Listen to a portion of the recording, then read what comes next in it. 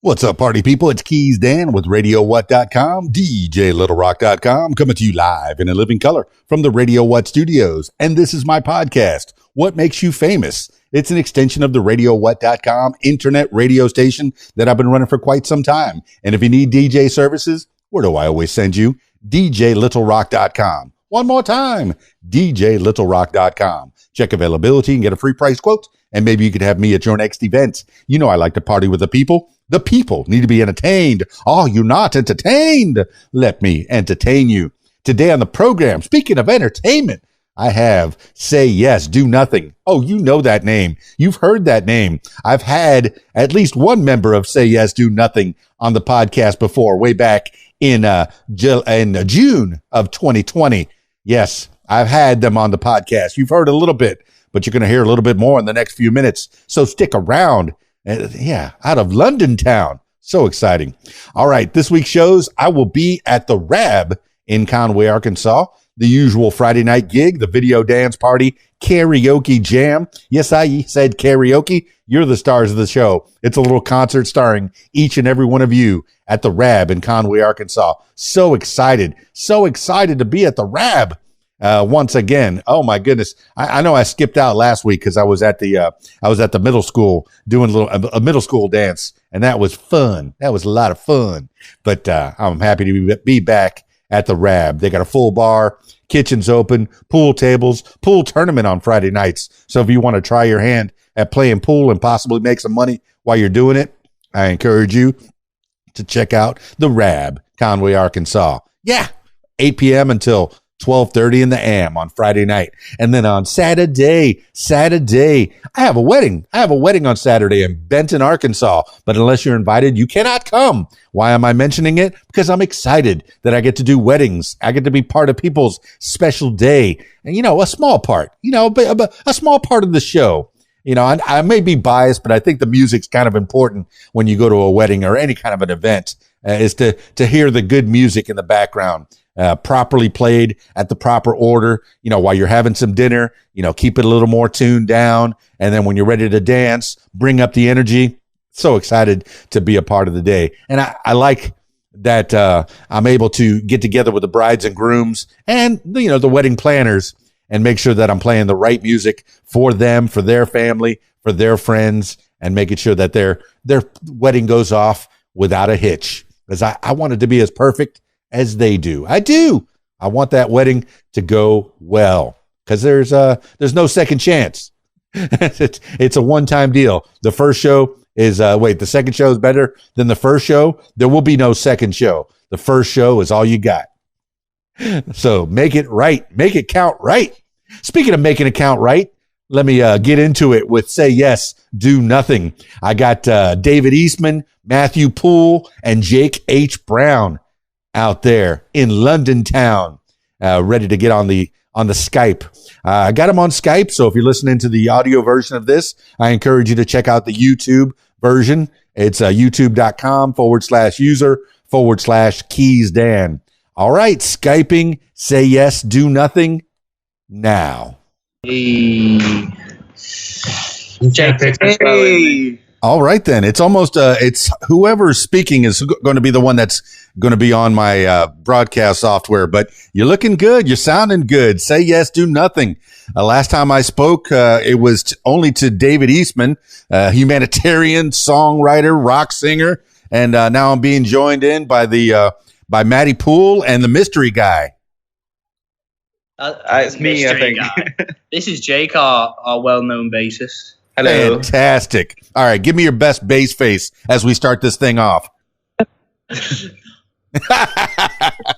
All right, for those that are listening to the audio version, I encourage you to check out the video version because you're going to be able to see these lovely lads to this side of me here. But whoever's speaking is the one that's going to be on the screen, and I'm kind of excited about talking and catching up to Say Yes, Do Nothing. Last time you were rocking all over the UK, or at least many, many parts of the UK. Where do we find you now? David. Where is David? I think David should... I'm here. We're in London. We're playing in London still and starting to branch out. We just played in a town outside of London where we passed some cows. And yeah. So that was good. That was good. That was a good introduction. And it was called Leighton Buzzard. I don't know why the town is called Leighton Buzzard, but we saw the buzzard. There was a crow. Yeah, I thought it was the venue. I thought it was the venue, not the actual town. Well, just like the pubs get named so crazily, so strangely, at least to me. But I think it's whatever was happening at that particular time, a couple of centuries ago, at that particular place. That's what the name of the pub ends up being, and probably the names of the towns as well. The diarrhea and syphilis, I think, is a very common, or the fell down and died of bacterial infection is. What are we talking about? Buzzard. Yeah, well, just in general, I think common problems in the 17th century. So, I always wanted to call a place the Squirrel and Pigeon, because I think that for London, the Squirrel and Pigeon would sum it up. I mean, I guess it depends on what you're drinking at that particular moment. You're not supposed to be mixing certain kinds of drinks. And this is coming from a complete non-drinker. I had a half a beer one time when I was 21 years old, and I passed out, totally drunk. And they put me, my friends, my mates, put me next to this young lady that I really was attracted to. And they let me sleep there next to her all night. So I woke up thinking, did I? Didn't I? Did we? I don't know. But I never wanted to have that feeling again. How's your drinking game? Are you better than I am? Probably. Oh man, we're better than the States, I think, aren't we, David? Well, you guys are. Yeah. Drinking, we can knock a few down, I think, especially after a good show as well. Oh yeah. And we're just hanging out with everyone. Yeah, we were recording our new EP yesterday, and as the day progressed, as the drinks progressed, you can hear the first song is quite, tight, very clean. And by the last song, it's getting pretty rowdy and loose. So I think it made it better. But people will hear it when it comes out pretty soon. Well, that's David Eastman getting us back on track, talking about the music and what have you. But I'm thinking of the life of the entertainer. You go to work at 9 p.m., and you get up you get off of work just around the time the sun rises. And those aren't my words. I'm paraphrasing B.B. King in a song that he did. You go to work at 9 p.m. But I know that after a show, I'm jazzed. I'm up, even if it's 1 o'clock, 2 o'clock in the morning, I'm still in pep. And you got to think about those people that work 9 to 5 during the day. At 5 o'clock, do you go home and go straight to bed? No, you wind down a little bit, maybe watch a little bit of telly, maybe listen to some music, maybe read a book, maybe exercise. I probably should exercise more. I know that. All right. There was another thing that we were talking about that you're into, David Eastman, is exercise and nutrition. Is that something you're still into? He eats salad. I do eat a lot. Yeah. You eat salad, man, without anything. Hummus and celery. That is new. Espresso. Chicken. Well, as long as I think Rob, your friend Rob, did a good job of keeping you healthy. I mean, you do a good job with it anyway. You're better than me because I'm awful for it, especially in London. It's very easy to eat unhealthy, I think. So kudos to you, to be honest, David. I think things you find on the street, whatnot. Well, especially when you're on the road, it's hard to find something that's good for you. If you're on the road, you're looking at fast food after fast food after fast food, and to take 45 minutes to an hour and a half to sit down at a nice restaurant and eat something proper. It takes a little bit of planning. You know why it's a problem? Because you eat like that, and then just before the show, get the nervous ninnies. Toilets that we have in these places are not pleasant.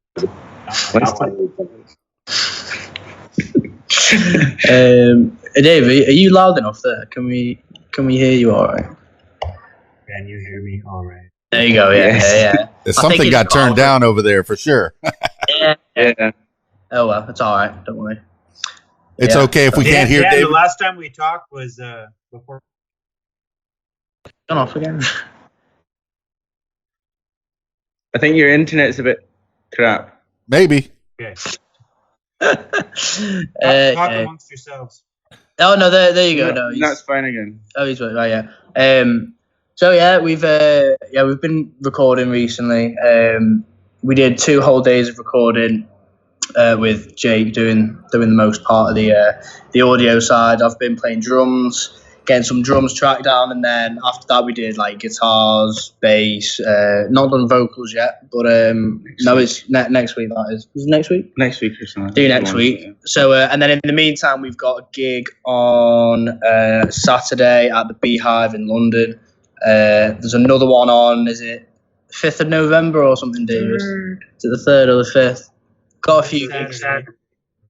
Is also Maddie's birthday party. Hey, happy birthday, Maddie. Excellent. To come to the gig and see it, but yeah. So speaking of being up all night, it's probably going to Saturday. Yeah, that'll be a good one. That'll be a good one Saturday. I'm looking forward to that. Yeah. Hopefully people show up. Well, I don't know. With you young lads, I suspect it's not a problem. But with an old fart like me, before a gig, I got to take a nap.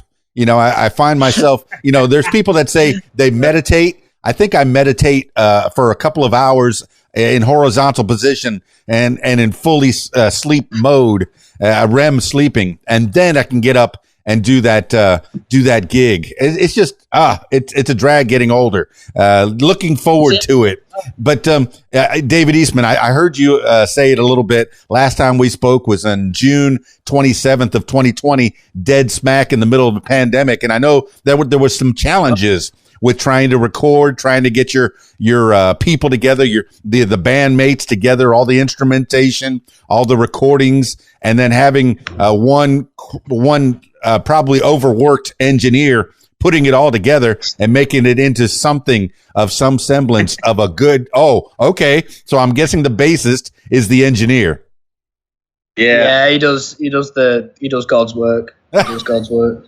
It is. It's a tough job. The editor, the engineer, the person that's putting it all together is the one that is the hero in a movie, in a book, even the publisher, there's an editor there as well. All these creatives, you need to have somebody. Well, I know that you're part of the band, but at least if you could be somebody who's a little more impartial, where I've had it before to where the drummer was the editor, or was the engineer. So guess what you heard a lot of in the song? Drums.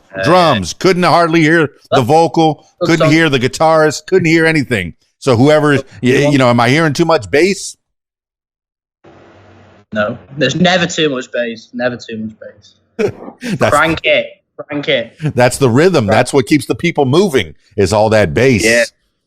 maybe I'm biased. Maybe me and Jake are biased. But maybe. Bass and drums are quite significant. Guitars are irrelevant, really. No, you need guitars, but you need a good rhythm section, and especially if you can make a rhythm section sound good, you're winning at that point. You've won. Absolutely. Yeah, the rhythm section is definitely the heart and soul of the song. That's what's going to keep those people going. And then the guitarist and the singer is the one that's going to be telling the story, bringing people up with those nice chords, those positive chords, and then bringing people back down with those melancholy negative chords. And it's a story to be told, but on top of that rhythm section.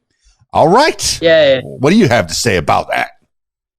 I mean, it's like I am a bit biased with the whole drum and bass thing, but everyone's got a part. If you don't have all the parts working together properly, you're only as good as your weakest link. So the fact that we've got, I've got 3 other very talented musicians is quite a benefit, really, because then you can worry less about having to play the songs live and more about having fun. Once you get tight, you get comfortable with each other's playing, and then you can just like have fun, then have a drink, chill out, enjoy the show. Yeah. One of my favorite open mics, we're going on probably 30 years ago, and I'm still talking about it, and I'm sure I've mentioned it on this podcast.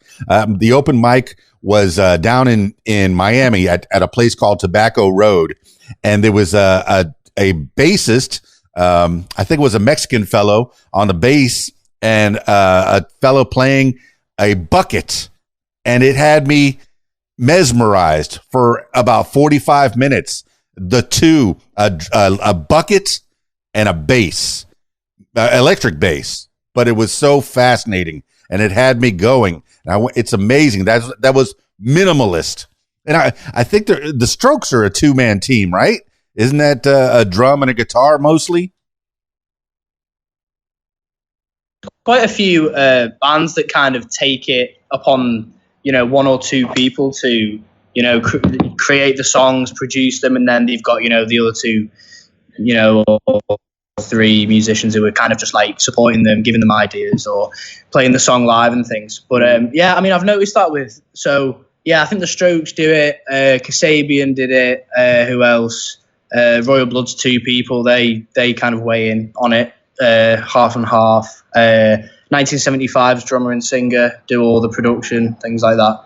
It's a good way to go, really. So that is in a similar way, like, David is our like master songwriter. He's got the lyrics, he's got the feels, he's got the ideas, and I think Jake puts it alive, in recorded, status. And I just play the songs, to be honest. They come to me with a good idea, and I'm like, yep.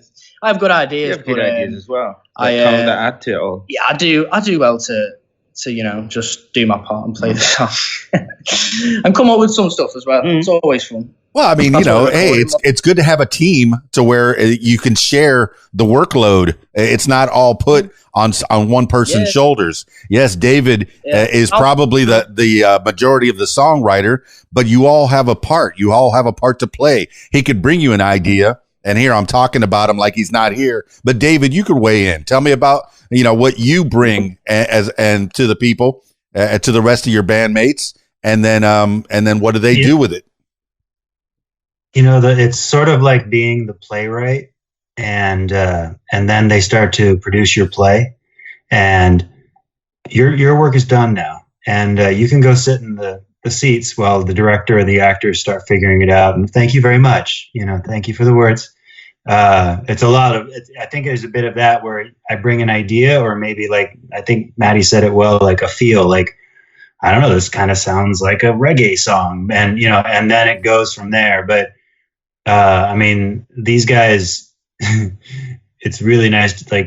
Maddie puts the turbo into every song. Like when he chooses to kick in, it's like going into 5th gear with the nitro, and Jake adds the thunder and cool backup vocals on the bass, and our guitar player, he's really good, but you'd never know it because he goes a bit wacko with the solos. So but the EP, when we recorded yesterday, like half of his solos, it was like he was deconstructing mid solo, like it felt like he was falling down the stairs with his guitar. So you never know what he's gonna do. So yeah, but I think honestly, the reason why a lot of the songs have come from me lately, one, I have a super short attention span. So like I'll present a song, and then 2 weeks later I'm like, I'm tired of that.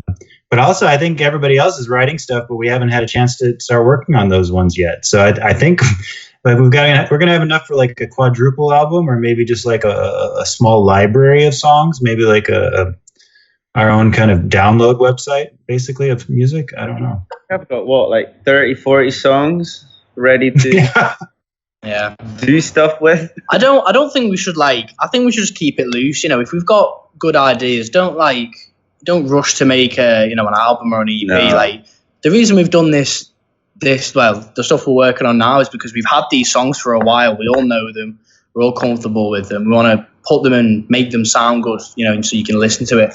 But the ideas in the future, who's to say? Like we don't have to make any. Like we're not abided to make a certain album or EP. Just if you want to do a single, whatever. Like we do like a change up of words and stuff, or like you slow down a certain song and then you've made like a remix of the songs we do, which we do sometimes as well. So we recorded one of those, and it's fun to just make the songs, isn't it? It's nice to have too much material rather than too little material. And the analogy of the playwright you were talking about, I've heard some productions where the playwright it will bring that script and get kicked out of the room completely. No, you're done with the production. You've given me the words. Now this, David. That bad. Yeah, David, you as a playwright, I don't suspect that you're going to be able to have that luxury of getting out and then not having to do anything more. You have to get in with the rest of the group and finesse and talk over and make sure that everything gets hammered down right. Now with 40 different ideas, from having an idea that is maybe just a sentence or a couple of maybe a paragraph of an idea, a treatment, if you will, or some bullet points, or to have something that's fully formed and in front of you and you're ready to just, hit record on that button. How often do you get, from one of the members, a fully formed idea, scripted with the music notes all lined up, and here it is on the page, hit record, let's go? How often does that happen? Is David here? Is David here? I guess we'll take it. How often does it happen that we have an idea ready to go and ready to record? Is that the? Oh, that's it. Yeah.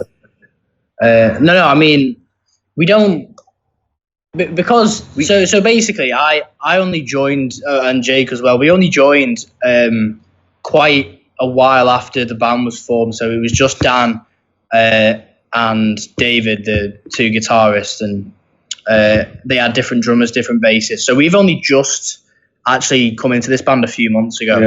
Yeah. So all the ideas that we've had so far have been like already made songs, pre-existing songs. Like songs. So basically, we're just redoing them with our own bass and drums on it, and then re-recording it and then releasing it again. So from now, we can start like making new songs and then actually kicking off from where David left off a few years ago with different members. Well, I also think is that we've really settled into these songs now. Yeah, like we all know exactly what we're doing. The ones that we've just recorded. Yeah. So we're adding bits to it, having fun with it. Yeah, so we're probably gonna write new songs and play them a couple of gigs and really get used to them, know the songs, and then we're gonna go and record. So it's never really like a demo we can do like in a day, 1 or 2 demos, but like a proper recording, it's really once we've settled into the actual tunes.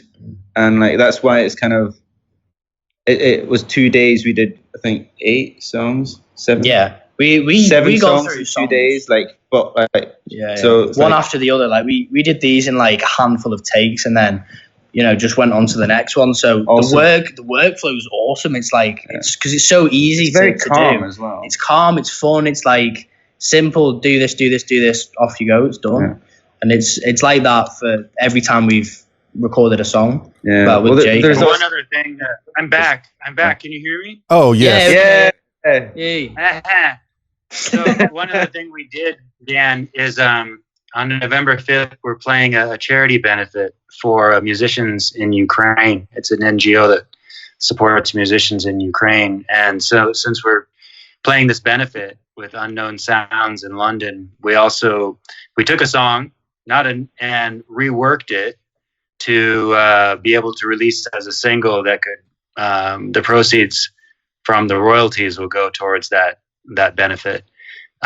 So we're also not just writing new stuff. We're also kind of sometimes reworking things, to support things that we feel strongly about. So that song will be called "Play for Keeps," and it's coming out next week with Unknown Sounds and Special Editions Records. So people should look for that. A nice gift for Christmas, and hopefully it'll provide some help to the musicians who are struggling in Ukraine. Well, that was one of the things that we talked about before on the last podcast that we did, David, is that not only are you, playing for profit, if you will, but you're also giving back a little bit. You have a humanitarian interest as well. Once you get to a certain level and you're starting to, you make enough money to make a living. If you have any extra, hey, try to pass that around. I know that's a very socialist idea. And for us Yankee capitalists out here and on this side of the pond, it's kind of tough for people to go, socialism? We hate socialism, but you have police, you have fire department, you have, road departments. You have a lot of socialist things that you have to deal with that you have. And if they weren't there, you would miss them a lot. We need our police. We need our fire department. It can't be complete anarchy. Hey, if you can, flip your phone sideways, David, so it'll fit better in my, there he is. Work? There's that pretty man. But, what we were talking about when you got cut off a little bit earlier was when you bring songs to the rest of the bandmates, are they fully formed or are they pieces of a song? And how often does a fully formed song get brought by you to the rest of the bandmates with the musical notes all set up, and they're just ready to hit record and go? I think it's because a lot of them are narratives or poems. A lot of the structure will already be there because I do a lot of my songwriting when I'm lifting powder, this blue powder that gives you energy when you're working out, and it makes my brain go crazy. So when I'm doing squats and listening to music, I get that rhythm going, and then the words start coming out, and maybe the juice is going to my brain, I don't know. So I usually come out with crazy phrases. And also my wife is Italian, so she says the funniest things, that she'll do a malapropism and think she's saying something like a hop on a scotch to get there, And so she says all these great lyrics on accident. And I'm like, I write that down, it's really good. So I think most of the stuff comes out randomly, and then I pull it together and kind of bring it to them in a song form. But I think now the words come first, and usually when I'm doing squats or when my wife is yelling at me. Well, I mean, it's hard to break away from your workout to write down an idea. Do you have a notebook that you keep? I know a lot of the people at the gym that I go to keep a notebook, to keep up with their exercises. But if you're thinking about certain things, you want to be able to write those down quickly, because at the end of a workout, you're never going to remember that. Yeah. No, you got the text function on your phone where you can take little notes to yourself. Yeah. So I just try to wipe the sweat off my thumbs and then quickly type the lyrics. No, not healthy. Yeah, it's a nice thing when you have a little bit of time to yourself. I do a lot of driving. My gigs are often hours away from where I live, so I'm driving those 2 hours, and I'm thinking about certain things. Maybe a subject for a different podcast that I do. I do another one called "What Makes You Smarter." I'm working on that one. Yeah. It's not quite as interesting as the What Makes You Famous podcast, because I get to bounce ideas off of people like you, my say yes, do nothing people across the pond there. And I love to get knowledge from you. This is primarily a learning podcast, and my loyal listener is gaining that knowledge from you. How do you become successful in this business, or at least make a living? I know successful is very subjective. Successful might mean you pay your rent every month. Successful might mean that you have a golden toilet, And speaking of toilets, that's where I do a lot of my best thinking. I do mine in the shower sometimes. I'm just stood there and thinking. Mine's on walks, actually. It's on walk, yeah. Walks is a good idea for ideas. So Dan, you mentioned that you travel a lot. Is that in the car or? Yes, it's mostly in the car because I'm a mobile DJ, so I get to go to weddings and parties and all kinds of events all over this country of ours. But mostly, I've been staying in the States. In my one state, I'm in Arkansas right now. So if I travel 4 hours in any direction, I'm going to be out of the state. So I try to keep it within that. You being in London, are you keeping it close in that 2-hour radius? Because I know that for a band, it's hard to keep all the band. Well, it's hard to get all the bandmates together on a certain time at a certain date. You got to have a lot of time ahead. If somebody says or calls you up and says, "Hey, I got a gig for you tomorrow," be there. Can everybody show up, or is a day job going to be a problem, or a family going to be in the, hey, your family comes first, right? I mean, we've all got our own things going on. Like I'm in uni full time.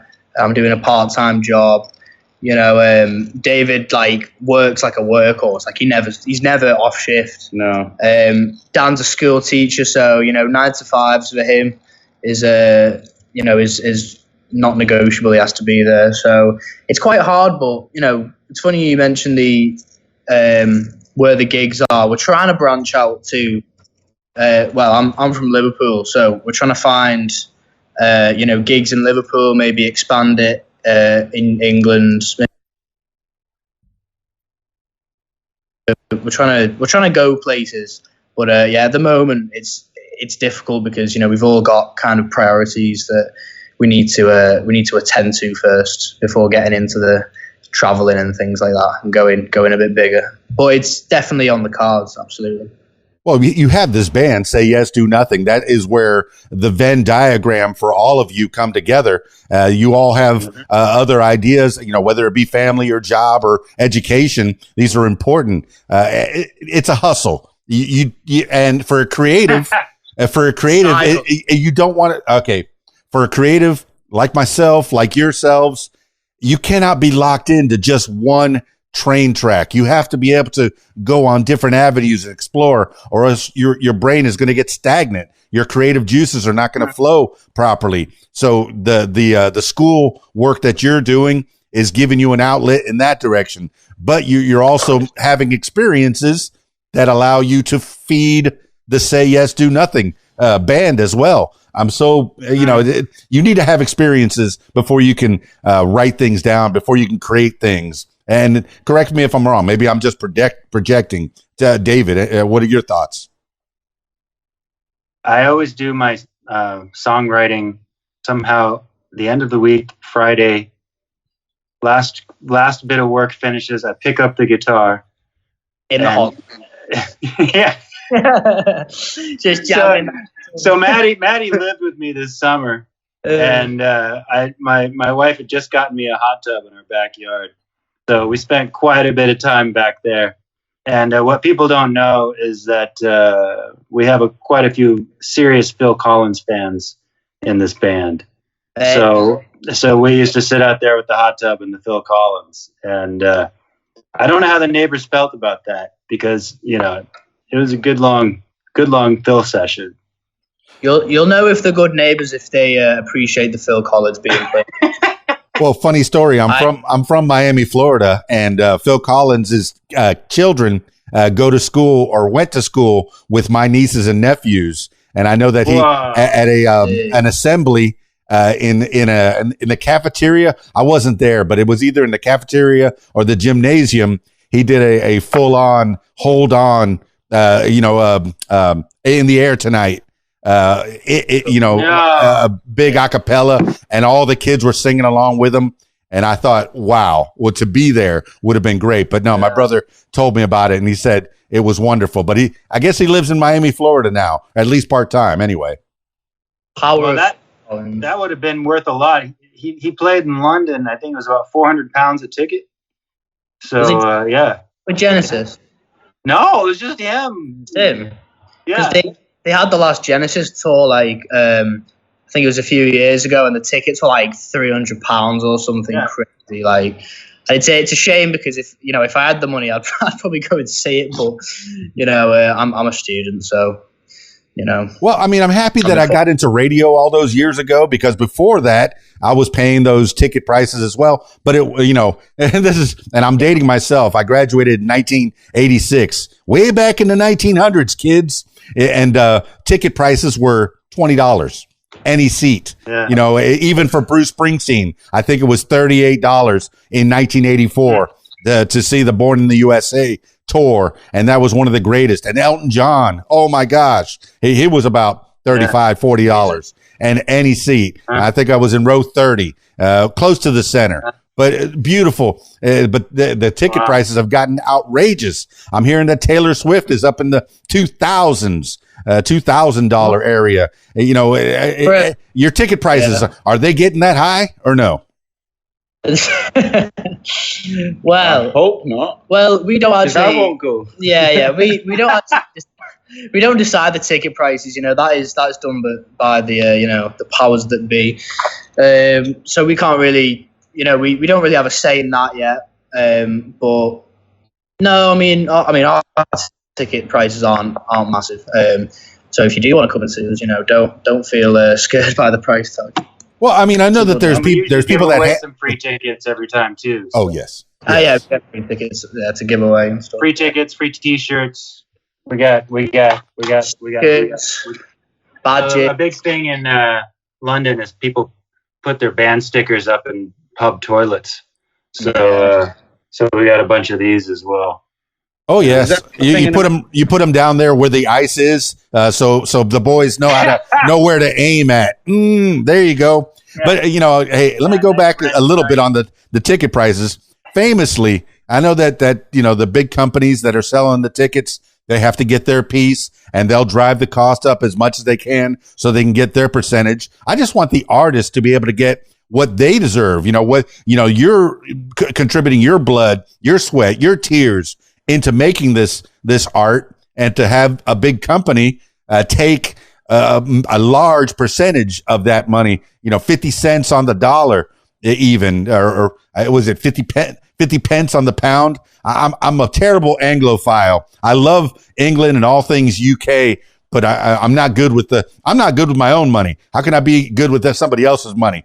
But, you know, I know that there were some bands back in the 90s, maybe some of the grunge bands that were pushing back on some of those $100, $200 prices, and were saying, hey, we need to keep the units down to $20, $25. And they were really pushing back on that. And I commend them for that. It might have been Pearl Jam. That's what I'm thinking in my head. And it might be some of the other ones that were pushing back on ticket prices. I mean, to get up out of your house and the comfort of your own home, you don't want to break the bank to go out and see your favorite band, but hey, you know, to Say Yes, Do Nothing, there's value in that. You know, there is. So to get up out of bed and or get off your couch in front of your TV to go pay some money to see you, are you going to give them a show? What's the show like? I don't have to get off the couch because we just recorded our last show. And it's going to be on an online music festival. It's going to be on Channel R Discover's online music festival in November. So people won't have to get off the couch anymore.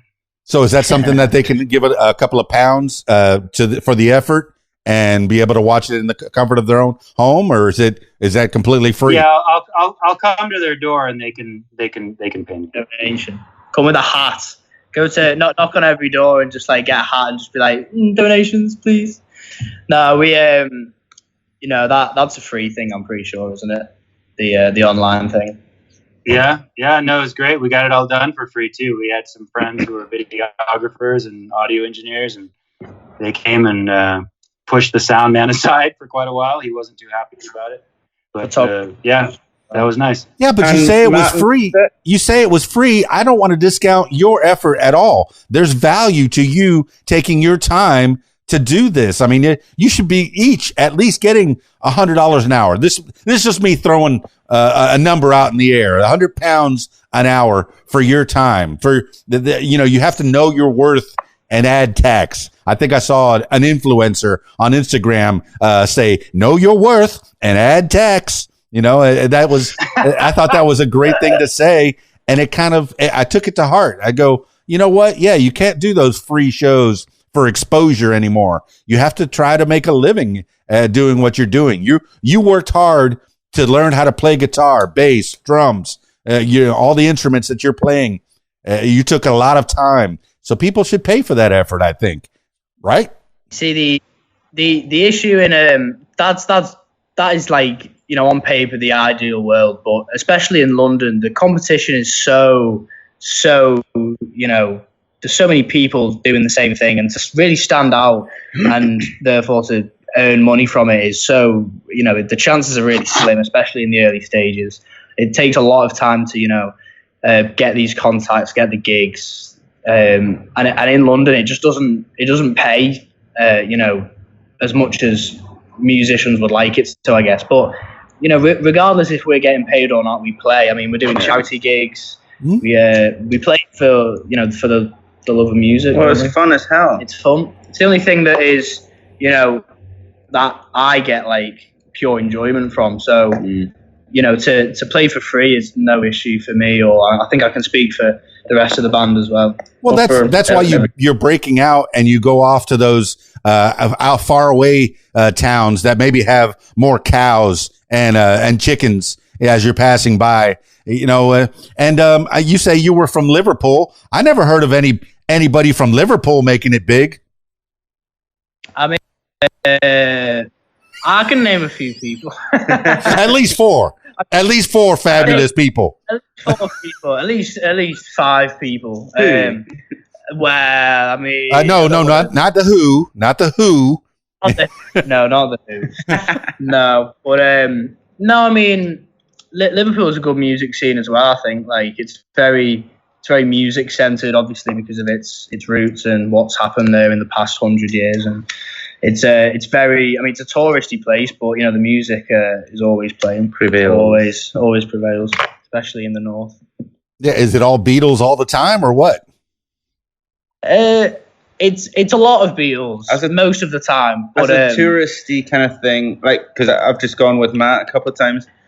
It is very Beatles orientated for like the way I see it as a tourist of sorts. Yeah, I mean, if you want to see Beatles in Liverpool, you can, and there's a lot of it. You know, there's statues, museums, you know, music bars, whatever, the Cavern. But I mean, if you're not into the Beatles, you know, you can still go and enjoy the city and how pleasant it is. But no, it's one of the things that makes it famous. One of the only things. So, you know, you can expect a lot of tourists coming for the Beatles and the Beatles only. Yeah, or the football. Well, I mean, if you have a band that came out of your town that really changed, arguably changed music as a whole. They really, you know, they were in the right place at the right time with the right promotion, with the right, you know, doing the right things, doing something different, you know. But hey, love the Beatles. I love Elvis. You know what? Who are the people that you're listening to as you're growing up? In the three of you, and I'll go with Maddie first. So, well, we mentioned Phil Collins. My dad was a big Phil Collins and Genesis guy, so you know there was a lot of that played in the car. My mum's music as well. It was like a merge of my family's musical interests, and that like none of them strictly musicians. My dad played drums for a little bit. But yeah, it was a lot of my family's influences, a lot of, you know, Northwest, Manchester, Liverpool bands, icons, the Smiths, you know, Beatles, everything from up there is, yeah. And then Stone Roses. Yeah, Stone Roses. Good one, yeah. Stone Roses is really good. I mean, I could go on forever, like it's brilliant. But Jake, you're into heavier stuff than me, I think. Yeah. David, you were quite. I mean, I don't know, because you listen to everything. I don't. What did you actually like listen to growing up? Because I've never asked this question to you. Yeah, it's funny. Dad's playing radios is a big influence, isn't it? Yeah. So a lot of Motown on the radio. That's cool. And my dad had a Little Richard tape that he gave me, and then I got the CD. But one of my fondest memories of my dad, he was a great dancer, and I had Robert Cray playing, sitting on the couch, and he just it was like Tom Cruise sliding in his socks. He like slid into the room and just started doing this amazing James Brown jive, like just sliding around the room and just doing splits and stuff, and then just slid back out of the room. That is a great move, man. That's a great daddy.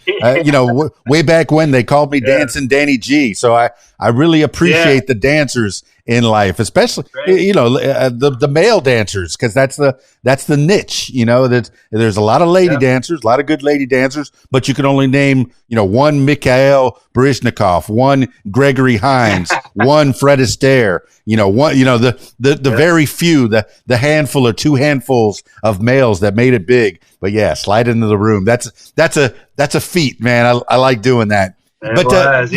I want to go back to Genesis. Genesis was another band we were talking about earlier, where a two-piece band, really can entertain. Genesis was a big old jam band, and they started whittling away and whittling away and whittling away. And I think by the time Phil Collins, on the drums, took the vocals, they had the record that came out after was called "And Then There Were Three." So there were three left out of the many members that had come and gone. Stripping it down. Is that what rock and roll really, you get the heart of that rock and roll? Or is Chicago or one of the Earth, Wind and Fire, 30, 40 guys up on the stage? What are your favorite shows to go see? You want to see a lot of people, or just a stripped down, really hardcore, this is it? Fan of a trio. Yeah, trios are good. For me, it's always a trio. Or a duo. Duos are also good if you make up noise, which some people do pull off. I think the Peter Gabriel did the first Genesis album, which I don't listen to too much, but I think it was when Phil Collins started doing vocals is when I really started listening to them with my dad and stuff. But yeah, I mean, it's a three piece is really good. There's a lot of good bands who, especially small bands that I know from the north, after just going to small gigs and stuff, there are some really amazing trios that they have bass, guitar and vocals is the one person, and then the drums. I would really I'd love to be in a three piece, but if you've got the resources and the people who are willing to do it, then a 4 or even 5 piece is not out of the question. I mean, Jake does keys as well, so to get a keyboard player would be really cool for live shows. It adds another cool layer.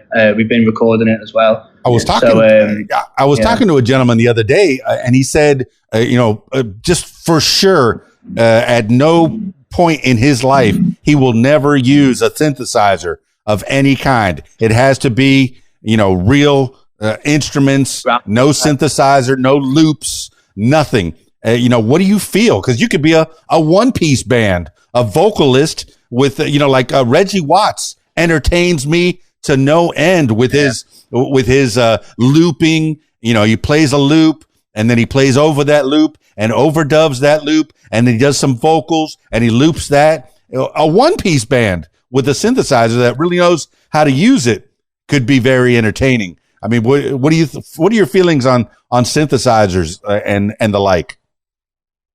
I mean, it really depends, as a personal preference, what you want to achieve and what you want to do. I think for us, because we're in the band, we're very happy with it being very authentic, traditional, rock band. We've got 2 guitars, few vocals, backing vocals, the very old school band kind of setup. And some people who are, making the way, pioneering the crazy technology and stuff, it's brilliant to watch, it's brilliant to see. But I think for us, we're very into the old school kind of rock and roll. Oh, when Thomas Dolby blinded me with Science way back in the 80s, that was on the edge of that.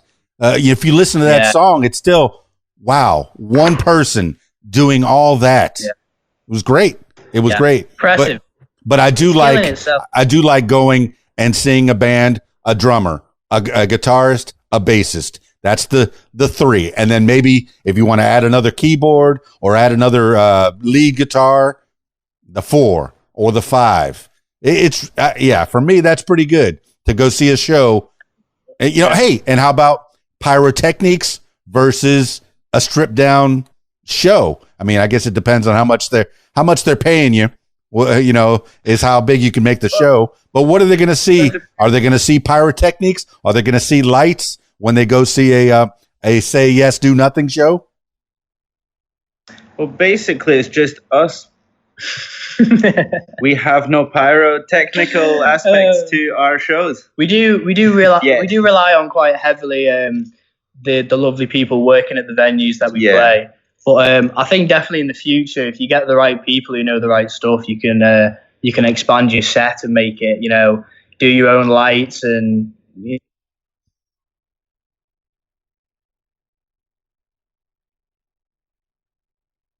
just trust in the in-house lighting and sound engineers, and then hopefully expand on that soon. They do a good job. I'm a big believer in Christmas lights. So, if you're not gonna have a light show, Christmas lights, and I often will get tangled up in them, and I end up tangled up. But actually, I really hate smoke machines and lights because after our last show, they had smoke machines. I couldn't find my stuff after the show. No, even too smoky to find my guitar. being in the Halloween time, people asked me for a smoke machine. I said, "Is this venue outdoors? Is this gig outdoors?" Because if you smoke up this little tiny bar, this little tiny club, people are going to get asthmatic, whether they are or not. They're going to have a very, very bad lung problems. Oh my goodness! So yes, I don't use my smoke machine. Smoke, is it? It's like some kind of weird powder or something. Like it's not what it looks like. It's nasty.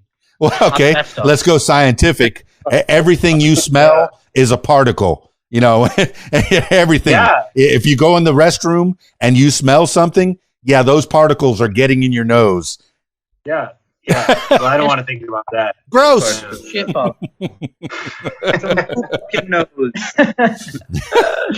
But no, you're no. And when I was a baby DJ, when I first started, it was 2 turntables and a microphone. That was all I was responsible for. I would plug into somebody else's PA. They would have their own lighting. Not anymore. Not anymore. I have a truckload of PA speakers, stands, lighting. 2 turntables, microphone, computer. I'm in charge of all of that. Do you have a person that has the PA, or you say you only book gigs that have their own systems? David? I don't think David's going. I mean, we're still very much reliant on someone else having a PA. Yeah, but I mean, you go to most venues in London, and especially the more renowned ones, they do have, they don't hire just any sound engineer off the street, so you can usually trust them to do a good job with the sound and the lights. But you can't really, beggars can't be choosers in London, like especially with the gigs. You bring, I know that I use the in-house kit with most venues. Like I don't have a full kit that I can transport around freely in London. Like I have to rely on the body and the shell of a kit, and then bring my own cymbals, foot, like kick pedal, stool. So it's kind of the things that, the necessities, like as long as you've got those in London, you can gig anywhere really, because most places do have a good backline set of equipment. So it's not. London is set up so that you can actually just take the underground train with your amp and your guitar, or even just your guitar, and show up. So, I mean, driving through London is not easy with traffic, and they have all these charges. They don't want you to drive through the cities. There's taxes and stuff. So, it's not like the old Scooby-Doo van where you roll up with your drums and your light system and, unload. I miss those days because it's love. I mean, Jake had a band in Europe when he played there, and I would love to have a band again. But it's not like that. You show up with your guitar and you plug in. It's I mean, we do make use of the Ubers quite a lot to get around with the gear. It's usually the best option because it's it's not too expensive, and it saves you like carrying 2 amps of guitar and like a pedal board around the tubes and stuff, which is never fun because you arrive to sound check and load in at like 6 o'clock and you're already like sweating and like out of breath, tired, and you know. But it's how it is in London. Yeah, you can't escape it. Well, it is the way it is. I see the TikToks and Instagrams, you know, that kind of put into perspective the load ins and the load outs of bands, where you'll see the drummer with like carts full of equipment, carts full of drums and cymbals and all kinds of equipment. You know, the guitarist, okay, he's got an amp and a guitar on his back. The singer, a microphone. That's it. That's all he had to carry in, a microphone. Lucky boys. Right.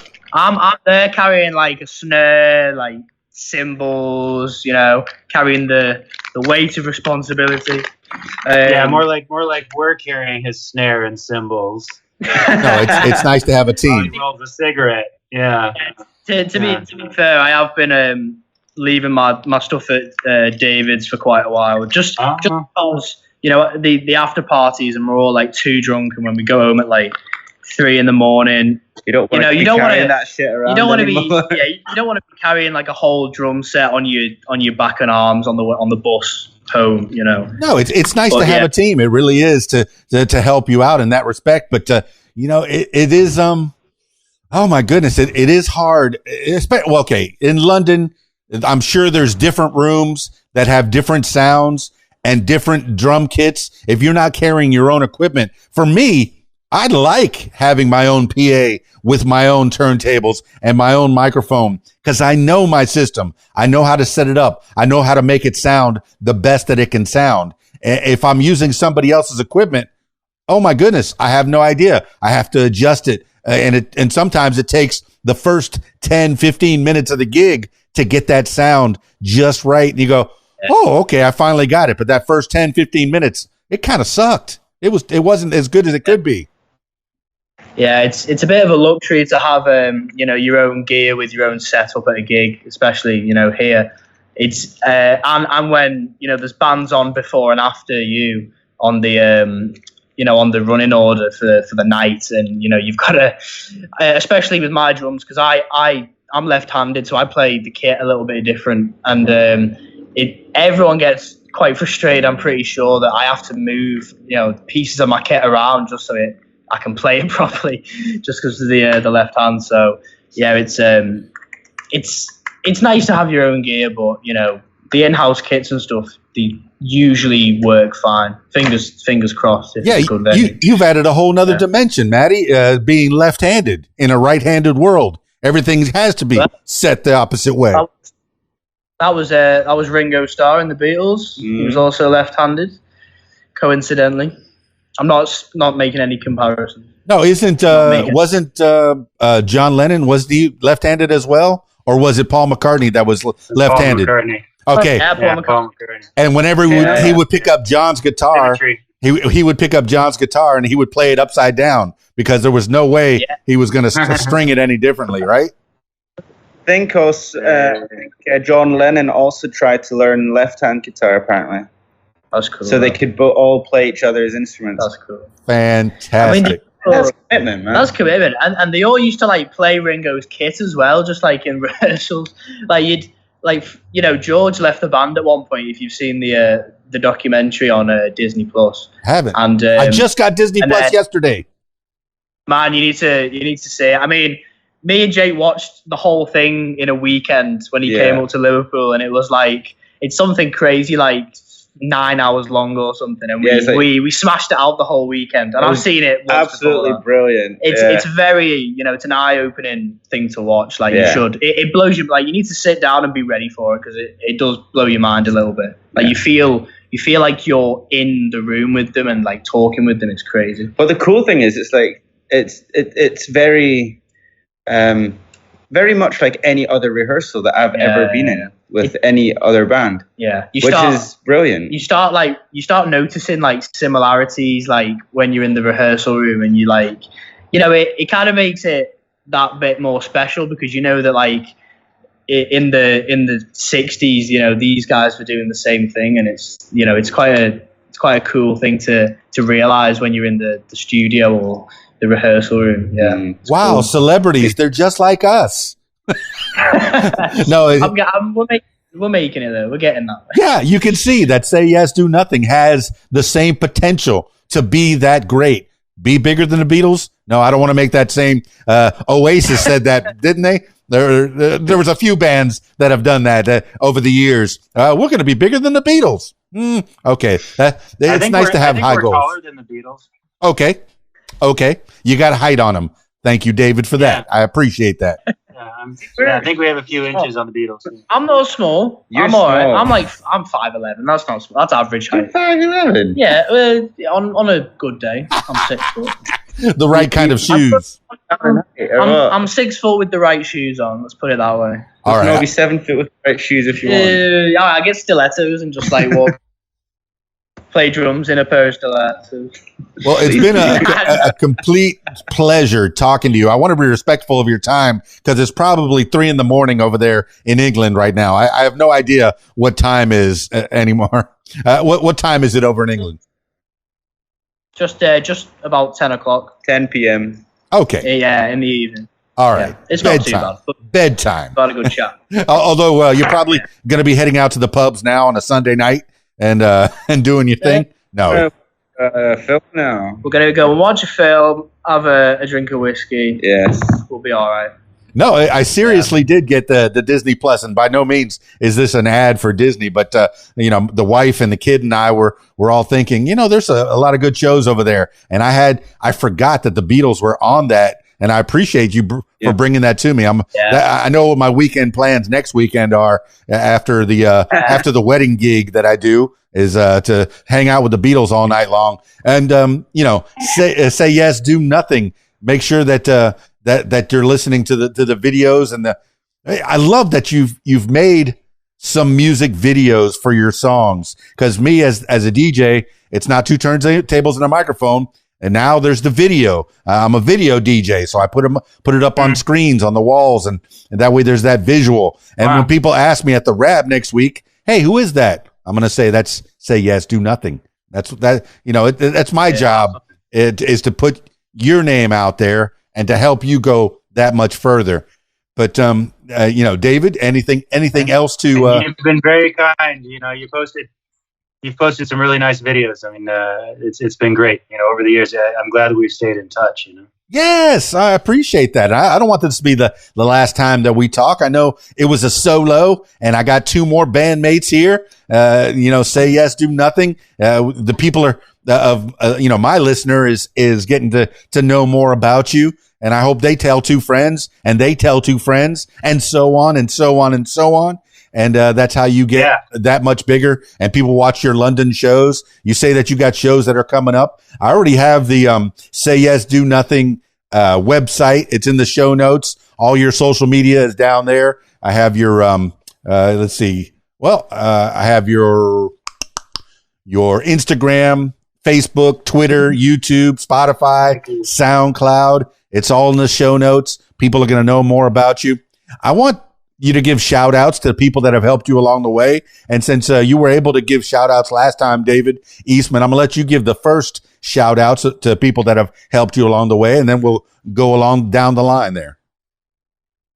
I'm telling people that listen to Radio What. You do good stuff. All right, Maddie, shout outs.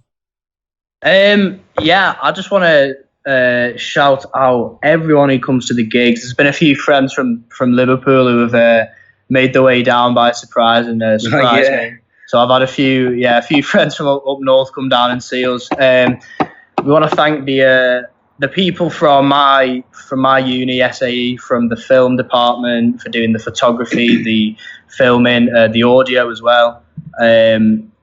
Serena, David's wife, for you're nicking all my people. No, I'm sorry. I have to. I mean, from both of us, we shout out Serena because she feeds us coffee before gigs to make sure we're all energetic. Very garlicky hummus that made me stink of garlic for the whole gig, which is great. She cooks a good meal. She's amazing, and she's very supportive. She's there every gig. We thank her a lot. Yeah, well, just in general, thanks to all everyone that comes, everyone who comes regularly, even our close friends. That kind of come along every single gig. Yeah, and hear the same songs. Yeah, but they still come anyway, regardless. Yeah. We're very appreciative. Very much so. Yeah.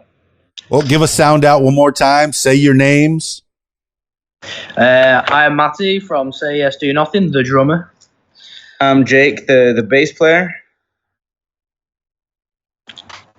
And we also I'm Dave, the other guy. Perfect. A very talented writer, singer. All right, my friends, I'm going to finish these things off with last words for the people. I've got 3 of you, and once again, in the same order, I'm going to have you do your last words for the people. This could be words to live by, something you heard a long time ago, maybe a mantra that you wake up with every morning, or whatever pops into your head at this moment in time. David Eastman, give the last words for the people. No idea is stupid. Always have a pencil. Write it down. Maddie, give the last words for the people. Peace and love. You're not here for a long time, so you may as well make the most of it and come and see live music again. Come see live music, everyone. Yeah. Everyone. Jake, last words for the people. Just play music. Play music. Listen to never music. Stop. Never stop listening to music. It won't die because we are here trying to make it alive. We're trying to keep it alive. Well, there you have it, party people. Say yes, do nothing. Well, at least 3 of the members, David Eastman, Matthew Poole, Jake H. Brown. Such a good group of fellas. Just ready to play for you, ready to rock the house, ready to, I don't know if they necessarily melt faces, but they play some good time rock and roll. I'll tell you, it's not like that metal. I mean, and there's a place for metal for sure, but yeah, it's some good party type rock and roll. You're going to get a good show. You're going to get just that good vibe. You know, that we talked to the rhythm section and you know that they're tight. They were sitting right next to each other. If you were watching the video version, you could see that Maddie and Jake are gelling. You got the rhythm section and you got David up there on the vocals. Yeah. It's good stuff, man. And if you check out their YouTube page, you get a little taste of what you're going to see when you go see them live in London and the surrounding areas. So make sure you follow them on the sayyesdonothing.com. And that's the place you ought to be to find out about all their shows. And of course, follow them around on social media so you get the up to the minute, up to the time, you know, like almost live, up to the minute details. All right, party people. That's it for this edition of What Makes You Famous. Thank you to the members of Say Yes, Do Nothing for being on the show. I appreciate them so much.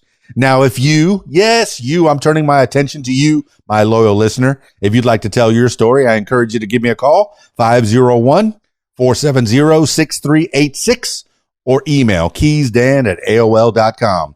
That's it for me. It's keysdan, radiowhat.com, djlittlerock.com. Peace. I'm out of here.